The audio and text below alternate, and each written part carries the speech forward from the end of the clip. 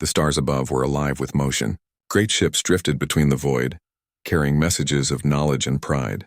For the collective, the grand alliance of hundreds of alien civilizations, the galaxy was not a mystery anymore. They had mapped the stars, split atoms, and folded space. But one thing still mocked them, a puzzle they could not solve. The infinite matrix. For 50 long years, the matrix had remained the single unsolved problem of the galaxy. It was not a weapon or a code, but a question that refused to answer itself. It appeared one day on a transmission from deep space, no origin, no creator, just a cascade of symbols and patterns. Every supercomputer in the collective had tried to decode it. They called it the test of sentience, a challenge meant for minds beyond logic. No one knew who made it. Some said it came from the ancient builders, a race long gone. Others said it was a message from a higher intelligence. But to most, it was just a cruel reminder that even the smartest machines could reach a limit, and in that limit they waited for someone or something to understand. The humans of Earth were newcomers to the stars. Their arrival was met with polite smiles and quiet doubt. To the collective, humans were still primitive, a species of dreamers and emotional creatures who built art before perfection. Their technology was far behind. Their ships were slower. Their logic was soft, but still they had curiosity. That, at least, was something the collective respected. Among the first Earth delegation to the Galactic Forum was a man named Ethan Cole. He wasn't a soldier, nor a great scientist. He wasn't even supposed to be there. He was a computational linguist from Massachusetts, someone who studied the logic of words and the rhythm of meaning. To him, machines were just tools. But to others, he was something odd, a human who treated data like poetry. Ethan had grown up fascinated by puzzles. As a child, he could spend hours solving riddles no one else cared about. He once told his sister that puzzles were conversations between two minds. Only one of them just happens to be missing. He believed that every code, every riddle had a voice if only you listened the right way. That belief had carried him all the way to the stars. When the Earth delegation arrived at the Celestial Hall where the Galactic Forum was held, Ethan was overwhelmed. The place was vast, larger than anything he had ever seen. Beings of light and shadow floated through shimmering air. Crystalline structures pulsed with sound instead of speech. Entire worlds seemed represented in a single infinite space. And there, at the heart of it all, hovered the matrix, a swirling pattern of light symbols and impossible geometry. It looked almost alive. The Valon delegate, a tall being made of translucent crystal, stood before the assembly. Its voice came as music instead of words. Once more, it said, "We present the infinite matrix. For 50 of your years, we have tested every logic, every algorithm, and every possible mind. None have succeeded. Today we invite any who dare to understand." Most watched in silence. The collective's greatest thinkers had already failed. The puzzle had beaten minds shaped by thousands of years of logic and reason. What hope did any new voice have now? Ethan stood at the edge of the chamber, watching the pattern shift. He felt something strange. The symbols weren't random. They danced, not like numbers, but like words. He leaned closer, eyes wide. There were pauses, loops, and repetitions, as though the matrix was speaking. He whispered to himself, "It's not math. It's rhythm." The woman beside him, a fellow human scientist named Laura Hayes, laughed quietly. "You sound like you're talking about music, Ethan." He smiled faintly. "Maybe I am." He couldn't look away. The lights moved in patterns that reminded him of language. Each shape seemed to respond to another, echoing, returning, and reshaping itself. It didn't look like logic. It looked like conversation. From across the hall, the alien observers noticed his focus. Some sneered. Others were curious. A human, unaugmented, unenhanced, and organic, watching the most complex structure in the galaxy as if it were a crossword puzzle. Laura nudged him gently. "Don't tell me you're thinking of trying." Ethan blinked. "Trying what?" She rolled her eyes. "Solving it. You're staring like you want to take it apart." He chuckled softly. "I wouldn't dare. It feels familiar somehow. Like something's hiding in plain sight." As the presentation continued, the collective's greatest minds explained their failures. They spoke of equations collapsing into paradoxes, of infinite recursion, and of patterns that broke all known logic. The matrix seemed designed to defeat understanding. Each answer led to another question. Each rule contradicted itself. No algorithm could survive it. But Ethan wasn't listening anymore. His mind had drifted into that quiet space where thoughts stopped making sense and began to feel instead. He remembered the puzzles he used to solve as a child, those ones that never needed logic, just patience. He remembered the way a riddle could sound like nonsense until you suddenly heard the tone behind the words. By the time the presentation ended, Ethan had already decided something. He didn't know why, but he had to try. Maybe it was foolish. Maybe it was impossible. But something deep inside him whispered that the puzzle wasn't looking for a machine. It was waiting for someone who could listen. And somewhere, within that storm of symbols and light, the matrix pulsed as if it already knew. The next morning, the stars above the celestial hall dimmed as the collective gathered once again. The infinite matrix floated at the center, its lines glowing faintly as if aware of the growing crowd.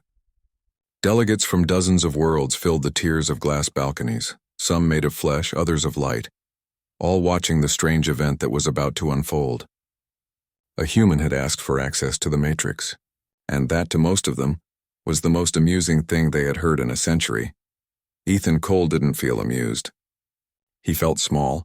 The chamber was massive, the ceiling curving into infinity. He could see reflections of himself in the mirrored walls. A single man surrounded by species who had conquered physics. His hands trembled slightly as he adjusted the hollow collar of his translation device. He wasn't supposed to be here. He had signed on as a linguistic observer, not a test subject. Laura Hayes stood beside him, her expression tight with worry. "Ethan, you don't have to do this. They're expecting you to fail." He gave her a small smile. "Then I can't disappoint them, can I?" "You're not taking this seriously." "I am," he said softly. "That's the problem." Beyond them, the Sarathian delegate, a tall, silver-scaled creature whose body shimmered like mercury, spoke with a calm, musical voice. "Human Ethan Cole," it said, its tone polite but cold. "The collective grants you 1 hour with the matrix. Do not attempt to rewrite its structure or force a solution. The simulation chamber will record your every action." Ethan nodded. "Understood." The chamber door opened. Inside, a sphere of light pulsed, hovering above a black floor made of polished crystal. It was said that the matrix responded only to input it found interesting. Machines had poured in terabytes of logic and reasoning, only for it to ignore them. But as Ethan stepped in, something subtle changed. The lights brightened and the rhythm of the patterns quickened, like the puzzle itself was curious. From the observation room, the delegates watched. Most were silent, some whispered in their own languages. The Valen mathematician flickered with blue light as he laughed. "He thinks emotion will solve what logic cannot." Ethan sat cross-legged before the lattice of light. He didn't bring any tools. He didn't open a terminal or start a code sequence. Instead, he just looked. He tilted his head, squinting as the glowing symbols shifted and reformed. "Okay," he whispered. "Let's start with something simple." He began to hum. It wasn't deliberate. It was the kind of hum people make when they think. A low tune, no real melody. The matrix responded with a faint flicker. Ethan frowned. He changed the tune a little higher, a little slower. The lights pulsed again, this time in sync. He leaned forward. "You're reacting, aren't you?" Outside, the Sarathian delegate's voice sharpened. "What is he doing?" Laura pressed her hands to the glass. "He's communicating." The matrix began to shift, lines of light weaving into spirals, then flattening into rippling waves. Ethan's eyes tracked every motion. "You're not random," he said quietly. "You're structured. You're listening." He reached out a hand, fingers hovering over the display. He traced a line through the air, matching the rhythm of the pulses. The pattern responded, shifting in harmony. The observers stared, transfixed. No one had ever gotten a reaction like this. Supercomputers had bombarded it with calculations for decades. None of them had made it move. "Let's see what you're saying," Ethan murmured. He began speaking softly, half to himself, half to the construct. "If you were a message, what would you want to tell someone who's been listening for 50 years? The matrix pulsed again, 3 beats, then 2, then 1. Ethan smiled faintly. "A heartbeat," he whispered. "You're alive in a way." Outside tension grew. The chamber's energy readings spiked. The air shimmered. The collective delegates exchanged looks of disbelief. The Valen's crystal form flickered with alarm. "It's never reacted like this before." "Pull him out," another voice demanded. But Ethan didn't move. He was lost in the rhythm, lost in the strange dance of thought and pattern. "You're not a puzzle," he said softly. "You're a question. You've been waiting for someone who doesn't see you as math." The matrix began to collapse inward, its infinite layers folding like paper. The lights grew blinding, swirling around Ethan in a storm of color. His reflection multiplied across the mirrored walls, hundreds of versions of him watching the same impossible sight. In that moment, something clicked. He saw the pattern not as code, but as voice. Each symbol a syllable, each loop a tone. It wasn't language as humans knew it, but something deeper, primal, meaning carried through rhythm. The matrix was trying to talk. Ethan whispered, "You're speaking and feeling." The light slowed. The spirals unwound into a single glowing thread, floating before him. Ethan reached out, and the thread touched his fingertips. For a second, everything froze. The colors, the air, the hum of machinery, all of it stopped.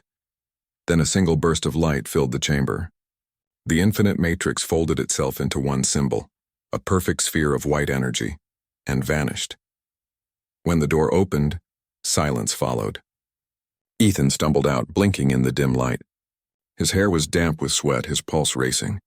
Every eye in the hall was on him. The Sarathian approached, its silver body trembling. "What did you do?" Ethan looked at his hands, then at the empty chamber. "I listened." The hall erupted in whispers. Across the galaxy, the event would be recorded, studied, and debated for centuries. But in that moment, Ethan didn't care. He wasn't thinking of glory or science. He was thinking of the voice he had heard in the light, the one that wasn't alien at all. It had felt human. The news spread through the Galactic forum like wildfire.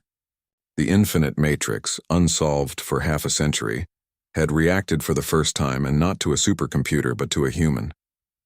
Delegates whispered through corridors made of glass and starlight. Holograms flickered across entire systems, each showing the same image. Ethan Cole standing before a collapsing lattice of light. To some he was a miracle. To others, a statistical anomaly. But the collective didn't believe in miracles. In the observation decks of the forum, representatives from dozens of civilizations gathered to review the footage. The Sarathian Prime, their leader, stood motionless, his scaled form glowing faintly. "He did not solve it," he said. He triggered a response. "There's a difference." The Valon mathematician shimmered in blue light. Triggered or solved, it reacted to him. "That alone defies all previous results," another voice cut in, deep and resonant. He used emotion. Illogical. Dangerous.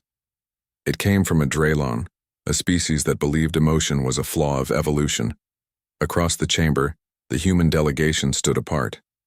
Laura Hayes watched silently as they debated, her arms crossed, her jaw tight. She knew Ethan wasn't a scientist of their caliber. He wasn't supposed to succeed.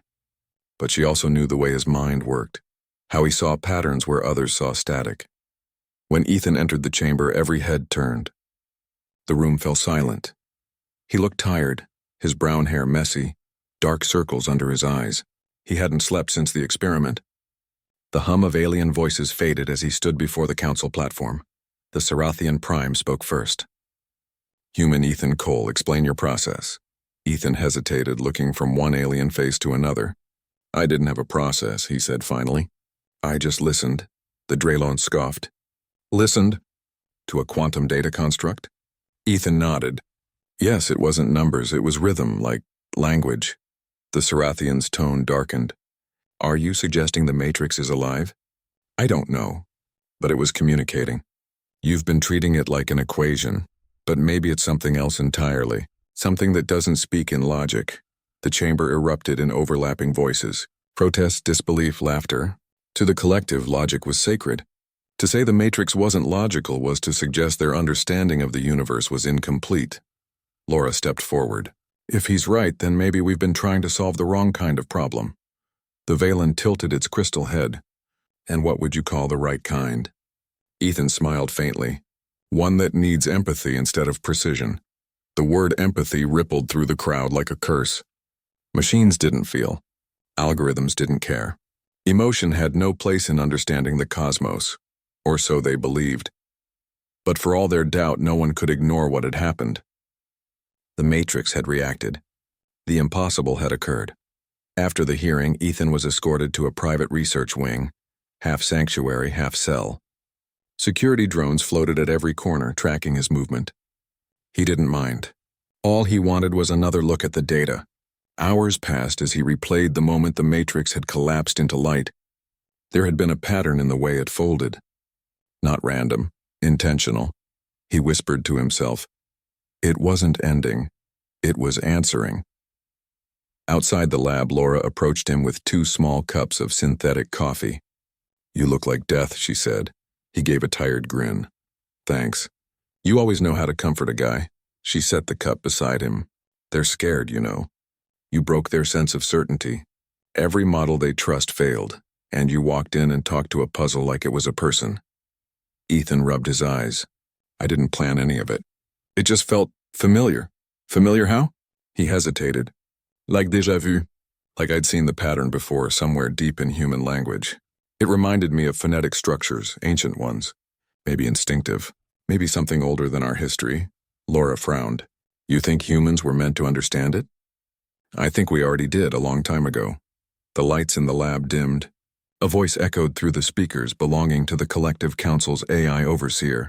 Human Ethan Cole, further access to the infinite matrix is restricted pending investigation. You are to remain in your quarters until further notice. Ethan looked at Laura. House arrest?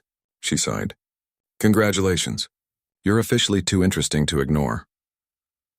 That night he sat by the window of his quarters looking at the alien city beyond. Towers of energy rose like frozen lightning, shimmering beneath artificial stars. He couldn't sleep. His mind kept returning to that final moment, the single thread of light that had touched his hand. It hadn't just disappeared. It had gone somewhere. He activated his personal holoconsole and pulled up the scan data. The energy readings weren't random noise. They formed a pulse sequence, 3 beats, 2, 1, the same rhythm the Matrix had used during communication. Heartbeat, he whispered again. It's still talking. Meanwhile, on the upper levels of the forum, the collective debated his fate. Some demanded he be studied. Others wanted him silenced. The Sarathian Prime remained quiet, watching the holographic replay of Ethan reaching for the light. At last, the Prime spoke. If this human is correct, then our understanding of intelligence itself is flawed. We built logic to reach truth, but he found it through instinct. The Valen turned toward him. Then what do you suggest? The Prime's eyes glowed faintly. We watch him.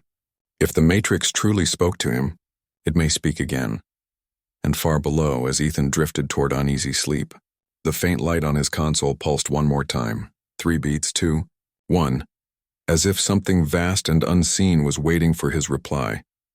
The lights of the Galactic Forum burned low as the universe held its breath. For the first time in memory, the infinite matrix had responded to someone, and not just anyone, a human. Every scientist, every artificial mind, and every observer across the collective wanted to know how. But in the depths of the research wing, only one man knew what it felt like. Ethan Cole hadn't slept in 2 days. He sat before a dark holo display, his face dimly lit by streams of data replaying in slow motion. Each glowing frame showed the moment when the matrix had folded itself into that final beam of light. Every analysis said the same thing. It shouldn't have been possible. The system wasn't reacting to logic, it was responding to intent. Laura Hayes entered the lab quietly, holding a datapad. They're still fighting about you, she said. Half the council thinks you're a glitch in history. The other half wants to turn you into one of their experiments. Ethan smirked, eyes still fixed on the screen. Let them argue. I'm just trying to listen. Listen to what? The silence after it vanished. It wasn't gone. It went quiet like it was waiting for something. Laura stepped closer. Ethan, the collective ordered you not to access the Matrix again. You could get expelled or worse. He turned to her, eyes tired but alive with that spark she knew too well. I don't think the Matrix wants their permission. It reached out to me. I need to understand why. Before she could argue, the lab door slid open. 2 Sarathian guards entered, followed by a council observer, a tall Valen whose crystal body pulsed with faint blue light. Human Ethan Cole, the observer said, you are summoned to the Chamber of the Infinite once more. The Matrix has reactivated. Laura's eyes widened. Reactivated? On its own? The Valen's voice glimmered like static. Yes, it is. Calling for you. The simulation chamber felt different this time. The air hummed, charged with invisible energy. The matrix floated in its containment field, a storm of light, folding in on itself, shifting faster than before. Even from the observation deck, the collective scientists could feel it. The construct was alive in a way no machine should be. Ethan stepped inside slowly. The door sealed behind him with a soft hiss. He could hear the faint rhythm. The same 3 beats, 2, 1. The heartbeat. "Hello again," he murmured. "You've been busy." As if in response, the matrix expanded outward, filling the chamber with a cascade of glowing symbols. They spun around him in perfect symmetry, forming spirals that brushed against the edges of perception. It wasn't chaos. It was music written in light. Outside, the observers monitored the readings. Energy levels spiked beyond measurable limits. "It's rewriting its own parameters," one alien shouted. "It's adapting to him." Inside, Ethan closed his eyes. "You're not numbers," he whispered. "Your memory." The matrix pulsed again, the rhythm syncing with his words. It responded not to data, but to tone. Ethan began to speak. Not in code, but in rhythm, in feeling. He spoke like he was reading poetry to the stars. "You were waiting. All this time you were trying to be heard. But no one listened the right way." The chamber's lights dimmed. The patterns began to converge, forming a shape. A sphere of layered symbols spinning around a single point. Ethan stepped closer, his voice steady. "You're not a test, are you? You're a message." The sphere pulsed once, then split open. Streams of light poured through the air, forming shifting images. Glimpses of unknown worlds, ancient cities, and shapes that might have been stars or memories. The observers gasped. They were watching the unthinkable. Translation. The Velan scientist stammered. "It's converting its own structure into visual language. It's communicating." In the center of the chamber, Ethan reached out. The light touched his fingertips again, and this time he didn't flinch. The symbols swirled up his arm, glowing faintly against his skin. For a heartbeat, he felt everything. The weight of time, the echo of countless voices, the warmth of something familiar. Then he heard it. A whisper, not in words, but in understanding. "Welcome back." Ethan's breath caught. "Back," he whispered. "Who are you?" The symbols brightened, forming one word. So simple, yet impossible. Human. The chamber shook as a shockwave of energy rippled outward. The lights flared, forcing the observers to shield their eyes. Instruments shorted out. When the brightness faded, Ethan was on his knees, panting. The matrix hovered above him, calm now, its chaos replaced by a single glowing shape, a spiral that looked eerily like a human fingerprint. The Cerathian Prime burst into the chamber, his voice filled with alarm. "What happened? What did it show you?" Ethan looked up slowly, his voice trembling. "It remembered us." Silence followed, heavy, uncertain, alive. Later, back in the council hall, debates erupted. The Valans argued it was coincidence. The Draylons accused the humans of fabricating the reaction. But none of them could explain the symbol left behind, a fingerprint in light. Not random, not alien. Laura sat beside Ethan, who still looked dazed. "You heard something, didn't you?" she asked softly. He nodded. "It spoke, or maybe it thought. What did it say?" He hesitated, then whispered. "It said, 'Welcome back.'" Laura stared at him, speechless. "You think the Matrix is human?" Ethan looked toward the stars beyond the glass wall, their reflection burning in his tired eyes. "I think it remembers us. And that means—" He paused, his voice almost a whisper. "We've been here before." In the distance, unseen by anyone, the matrix pulsed faintly again. 3 beats, 2, 1, as if nodding in agreement. The galaxy had not known silence like this in centuries. Every transmission, every data relay, every networked consciousness paused. The infinite matrix, the riddle that mocked the most advanced species in existence, had answered a human. And not through equations or computation, but through recognition. The Council of the Collective met in emergency session, a rare event that drew even the distant races from light years away. The chamber was alive with energy and distrust. Holographic delegates shimmered above their seats, forming a circle of shifting colors. In the center, Ethan Cole stood under a pale beam of light. He felt the weight of galaxies pressing on him. The Cerathian Prime was the first to speak. "You claim this construct remembered your species. We find that improbable. The human race has no record of interstellar contact before 80 years ago.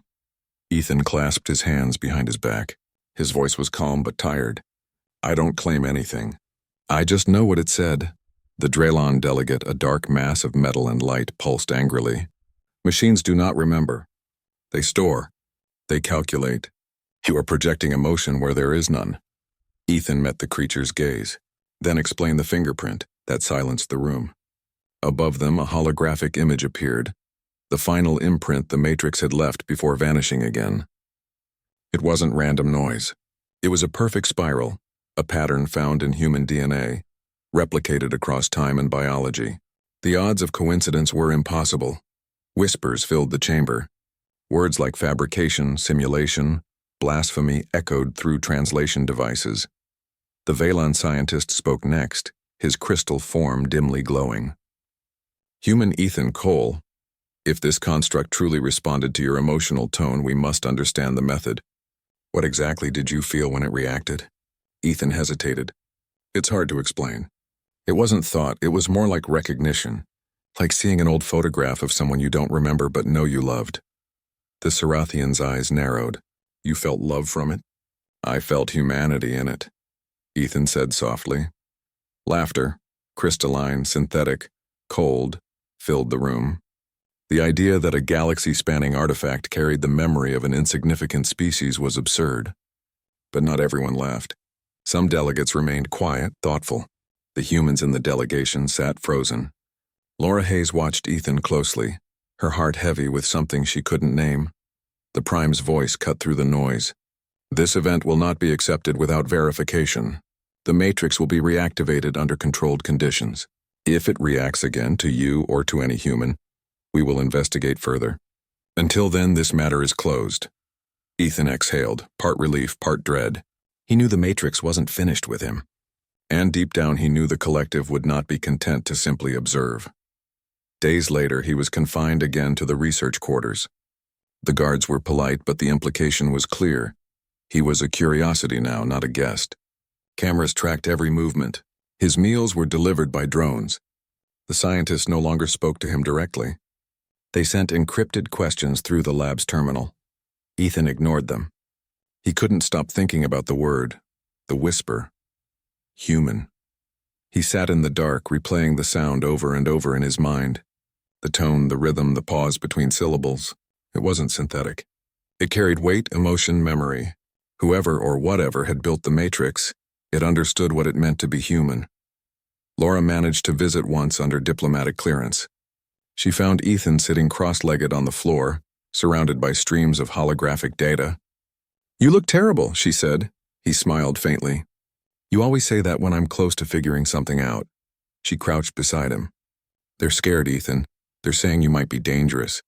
That whatever you awakened could threaten their systems. He nodded slowly. Maybe they're right. The Matrix wasn't meant for logic. It was meant for understanding. And that's what scares them. It's not something they can control. Laura leaned closer. Then what do you think it wants? He looked at her, eyes distant. It wants us to remember. The following day, chaos erupted in the observation center. Without warning, the Matrix reappeared in the simulation chamber, this time unprovoked. Its light filled the walls brighter than before. Every system went into alert. It's initiating on its own, shouted a technician. No power input, no control interface. It's calling again? Ethan, escorted by guards, was rushed into the chamber before he could protest. The Sarathian Prime ordered, if it seeks him, we must see why. Inside, the light engulfed him instantly. He didn't resist. The patterns spiraled around him, forming shapes that looked almost like faces, voices woven into light. He could feel them, not alien but familiar.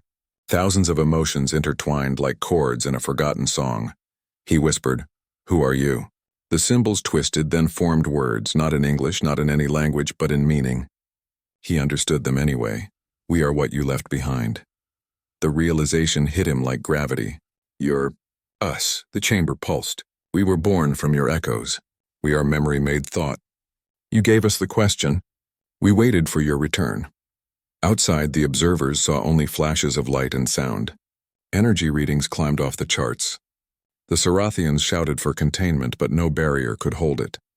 Inside, Ethan stood motionless as the truth unfolded before him. The Matrix wasn't an alien creation. It was a remnant, a monument built by humans long before recorded history, a civilization forgotten, lost to time but not to memory. As the light began to fade, Ethan whispered the only thing he could. "We found our own past." The Matrix dimmed, releasing him gently. Then in a voice as soft as breath, it spoke one final phrase. "Now remember who you are." When the light vanished, Ethan stood alone in silence. The collective had witnessed something beyond their understanding. For the first time, the universe realized that humanity wasn't new to the stars. The news of what happened in the chamber spread faster than light. Entire civilizations that once dismissed humanity as insignificant now spoke their name with awe or fear. The Matrix had not just recognized a human, it had declared itself part of them. The phrase, "We are what you left behind," echoed through every channel, dissected by philosophers, scientists, and artificial minds alike. For the first time in galactic memory, the collective was silent, but silence never lasts. The council chamber filled again, this time with more urgency. Delegates from across the stars demanded answers. Who were these humans who carried ancient memories written into the bones of the universe? Were they descendants of gods or the remnants of something even greater? Ethan Cole sat at the center of it all. The beam of light above him made his features look pale, almost ghost-like. His eyes were distant, heavy with the weight of revelation. He didn't feel like a hero. He felt like someone who had opened a door no one was meant to find. The Cerathian Prime spoke, his tone measured. "Human Ethan Cole, you stand as the key to the infinite matrix. The collective demands full cooperation in examining the connection between your species and this artifact." Ethan nodded slowly. "I'll help, but I won't let you dissect humanity like a specimen." Murmurs rippled through the chamber. The Drelon delegate's metallic form glowed crimson. "You will not allow? You forget your position, human." Ethan raised his head. "No, I remember it. Maybe better than you do." For a moment, the room froze. It wasn't arrogance in his voice. It was conviction, the kind that comes from seeing truth with your own eyes. The Velon scientist interjected, his crystalline body flickering like ice. "We are not your enemies, but we must understand. The Matrix contains structures older than our records. If it is tied to humanity, then you are not what you appear to be." Ethan leaned forward. "Maybe none of us are what we appear to be." Later, in a quiet room high above the forum, Ethan and Laura watched the stars through a transparent wall. The city below pulsed with alien life, light streams and levitating crafts drifting through towers that stretched beyond clouds. Yet for all its beauty, it felt colder than ever. Laura broke the silence. "They're tearing themselves apart over this. Half the collective believes humans are some lost civilization's descendants. The other half thinks we're a threat." Ethan sighed. "Maybe they're both right." She looked at him sharply. "You don't believe that." He smiled faintly. "I believe we're capable of both creation and destruction. Always have been." Laura leaned on the railing, staring out. "You realize this changes everything, right? Our place in the galaxy, our history, maybe even our purpose." "Yeah," Ethan said softly. "And none of us were ready for it." He turned toward her. "Do you ever think about what it means to be human?" She laughed quietly. "Every time you do something reckless." He smiled, but his gaze drifted back to the stars. "We build, we destroy, we dream, we feel. Every other species here tried to perfect logic, erase emotion. But maybe it's the imperfection that makes us who we are." Laura's expression softened. "And that's what the Matrix saw in you." Ethan shook his head. "Not me, us, it saw humanity. All of it, the beauty, the madness, the contradiction. That's what it remembered. In the following days, things moved fast. Earth received transmissions from across the collective. Some offered alliances, others demanded containment. Scientists from every corner of the galaxy requested access to human DNA, to their language, to their art. Humanity had become the galaxy's obsession. For Ethan, the attention felt like a curse. Every question, every broadcast turned him into something he wasn't, a symbol. He didn't want to be the man who solved the Matrix. He wanted to be the man who understood it, but understanding came with a price. One evening, as he reviewed fragments of the Matrix's data alone, he found something strange, a pattern within the pattern. It was buried deep, invisible to normal scans. He enhanced it, and slowly a new image emerged. It wasn't just a fingerprint this time. It was a map, coordinates woven into the fabric of the signal. A destination. He felt his heart race. "You're leading us somewhere," he whispered. "A trail." He called Laura immediately. Within minutes, she appeared on the holoscreen. "Ethan, what did you find?" He pointed to the projection. The matrix wasn't just a message. "It's an invitation." Her eyes widened. "You mean there's more?" "Not just more," he said. "Someone left something out there waiting for us. The matrix is only the beginning."